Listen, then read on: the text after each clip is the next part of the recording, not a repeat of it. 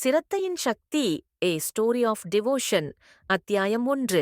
சிறுவன் நந்தனின் வேட்கை. பழங்காலத்தில் அழகிய மலைகளுக்கும் தெளிவான நீரோடைகளுக்கும் நடுவே உள்ள ஒரு சிறிய கிராமத்தில் நந்தன் என்ற சிறுவன் வாழ்ந்து வந்தான். அவனுக்கு வயதோ 11 தான். அவன் ஏழை குடும்பத்தில் பிறந்தாலும் அவனுடைய மனம் ஆன்மீகத் தேடலில் மிகுந்த வேட்கையுடன் இருந்தது. அவனுடைய கிராமத்தின் எல்லையில் ஒரு பழைய ஆலமரத்தடியில் ஞானமூர்த்தி என்று அழைக்கப்பட்ட ஒரு முதிய துறவி வசித்து வந்தார். அவர் மிகவும் மௌன விரதம் கொண்டவர். மிகக் குறைவாகவே பேசுவார். பெரும்பாலான நேரங்களில் ஆழமான தியானத்தில் இருப்பார். கிராம மக்கள் அவரை மகான் என்று மதித்தாலும் அவரிடம் நெருங்கிப் பழக அஞ்சினர். ஒருநாள் நந்தன் ஞானமூர்த்தியை தரிசிக்கச் சென்றான். துறவி கண்மூடி அமர்ந்திருந்தார். நந்தன் பயபக்தியுடன் காத்திருந்தான். நீண்ட நேரத்திற்குப் பிறகு துறவி கண்களைத் திறந்தார். "என்ன வேண்டும் குழந்தாய்?" என்று கேட்டார் துறவி. நந்தன் தயக்கத்துடன், "சுவாமி, கடவுளை எப்படி அறிவது? ஞானம் என்றால் என்ன? என்னால் பள்ளிக்குச் சென்று படிக்க முடியவில்லை. நான் என்ன செய்ய வேண்டும்?" என்று கேட்டான். ஞானமூர்த்தி மெல்லிய புன்னகையுடன், "குழந்தாய், கடவுளை அறிய நூல்கள் தேவையில்லை. ஒருவனுக்குத் தேவையெல்லாம் சிரத்தை, அசைக்க முடியாத நம்பிக்கை மற்றும் முழுமையான ஈடுபாடு மட்டுமே. உனக்கு இப்போது படிக்க வசதி இல்லையென்றால் நீ ஒரு வேலை செய்.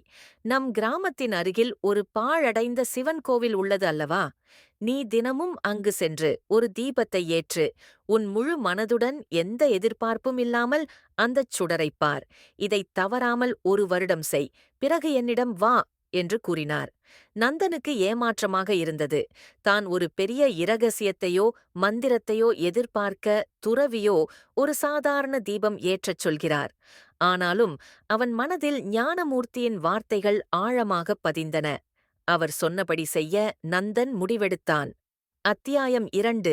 தீபமும் கவனச் சிதறலும். மறுநாள் முதல் நந்தன் தினமும் காலையில் கூலி வேலைக்குச் செல்வதற்கு முன் கையில் ஒரு சிறிய மண் விளக்கும் சிறிதளவு எண்ணெயும் எடுத்துக்கொண்டு பாழடைந்த கோவிலுக்குச் செல்வான். கோவிலைச் சுத்தப்படுத்தி தீபத்தை ஏற்றி அதன் முன் அமர்ந்து சுடரைப் பார்க்க ஆரம்பித்தான். முதலில் அவனுக்கு அது மிகவும் சுலபமாக இருந்தது.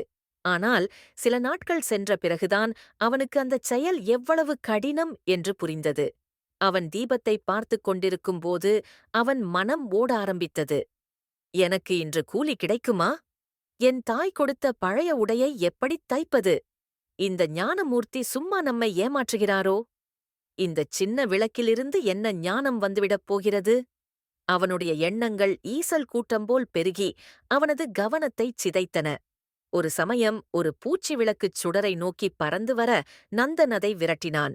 அவன் கவனம் முழுவதுமாகச் சிதறியது. ஓரிரு வாரங்கள் கழித்து நந்தன் மிகுந்த மனச்சோர்வுடன் ஞானமூர்த்தியிடம் சென்றான். "சுவாமி, என்னால் முடியவில்லை. நான் தீபத்தை பார்க்க முயல்கிறேன். ஆனால் என் மனம் காட்டுமிராண்டி போல் ஓடுகிறது. அது எங்கும் அலைகிறது. 1 நிமிடம் கூட என்னால் முழு கவனம் செலுத்த முடியவில்லை. நான் இதற்கு தகுதியானவனில்லையோ?" என்று அழுதான். ஞானமூர்த்தி சிரித்தார். "நந்தா, நீ தோல்வி அடையவில்லை. நீ இப்போதுதான் சாதகத்தின் முதல் படியிலேயே இருக்கிறாய். நீ எதைப் பார்க்கிறாய்? நீ விளக்கை மட்டும் பார்க்கிறாய். அதனால்தான் உன் மனம் சஞ்சலப்படுகிறது. நீ விளக்குச் சுடரில் தெய்வீக ஒளியைக் காண்பதற்குப் பதிலாக வெறும் நெருப்பையும் புகையையும் பார்க்கிறாய். சிரத்தை என்பது வெறும் செயலல்ல, அது உன் மனதின் முழுமையான சமர்ப்பணம். இன்று முதல் நீ விளக்கை ஏற்றும்போது, 'இறைவா, நீ எனக்குள் இருக்கும் ஒரே ஒரு ஒளி. இந்த உலகின் மாயை என்ற இருளை நீக்குவதற்காக இந்த விளக்கை நான் ஏற்றுகிறேன்' என்று மனதுக்குள் சொல்லி உன் முழு சிரத்தையையும் அந்த ஒளியின் மீது வை. மற்ற எண்ணங்கள் வந்தால் அதைக் கண்டுகொள்ளாமல் மீண்டும் அந்த ஒளியின் மீது உன் கவனத்தைக் கொண்டு வா. இதுவே சென்ஜங் தே யோகம் என்று உபதேசித்தார். அத்தியாயம் 3. ஒளியில் ஐக்கியமாதல். ஞானமூர்த்தியின் உபதேசத்தால் நந்தன் ஊக்கமடைந்தான். அவன் மீண்டும் கோவிலுக்குச் சென்றான். இப்போது அவன் வெறும் விளக்கை ஏற்றவில்லை, தன் நம்பிக்கையின் சுடரை ஏற்றினான். அவன் அமரும்போது அவன் கவனம் வேறு எங்கோ சென்றால் உடனே திரும்பி வந்து, "இது என் இறைவனின் ஒளி" என்று தனக்குள்ளே சொல்லிக் கொண்டான். அவன் காலில் வலி ஏற்பட்டால், "இந்தச் சிரமங்களை நான் என் இறைவனுக்காகச் சகிப்பேன்" என்று எண்ணிக்கொண்டான். அவன் வேலை முடிந்து களைப்புடன் வந்தால், "இந்த விளக்கு என் ஆன்மாவின் களைப்பை போக்கட்டும்" என்று பிரார்த்தனை செய்தான். நாளடைவில் ஆச்சரியம் நிகழ்ந்தது. மற்றவர்கள் பார்வையில் வெறும் மண் விளக்காகத் தெரிந்த அந்தச் சுடர் நந்தனுக்கு அதிசயமான ஒன்றாக மாற ஆரம்பித்தது. அவன் வேறு எந்த எண்ணமும் இன்றி தன் முழு சிரத்தையையும் மனதையும் ஆன்மாவையும் அந்த ஒளியில் செலுத்த ஆரம்பித்தான். நந்தன் கவனித்தான். சுடர் சிறிதாக இருந்தாலும் அதன் பிரகாசம் அவன் மனதின் இருளை நீக்கியது. சுடரின் அசைவு அவனுடைய மன ஓட்டங்களின் பிரதிபலிப்பாக இருந்தது. சில சமயம் அந்தச் சுடருக்குள்ளேயே ஒரு தெய்வீகமான உருவம் தெரிவது போல் அவனுக்கு ஒரு அனுபவம் ஏற்பட்டது. மாதங்கள் பறந்தன. ஒரு வருடம் நிறைவடைய சில நாட்கள் இருந்தன. நந்தனின் முகம் மிகவும் தெளிவாகவும் பிரகாசமாகவும் மாறியிருந்தது. அவனிடம் ஒருவித அமைதி குடிகொண்டிருந்தது. அவன் இப்போது வெறுமனே பார்ப்பதில்லை, அவன் அந்த ஒளியில் ஐக்கியமாகியிருந்தான். அத்தியாயம் 4. உண்மையான ஞானம். ஒரு வருடம் நிறைவடைந்த நாளில் நந்தன் ஞானமூர்த்தியை தரிசிக்கச் சென்றான். துறவி அவனது முகத்தை பார்த்ததுமே நந்தனுக்கு ஞானம் கிடைத்துவிட்டது என்பதை புரிந்து கொண்டார்.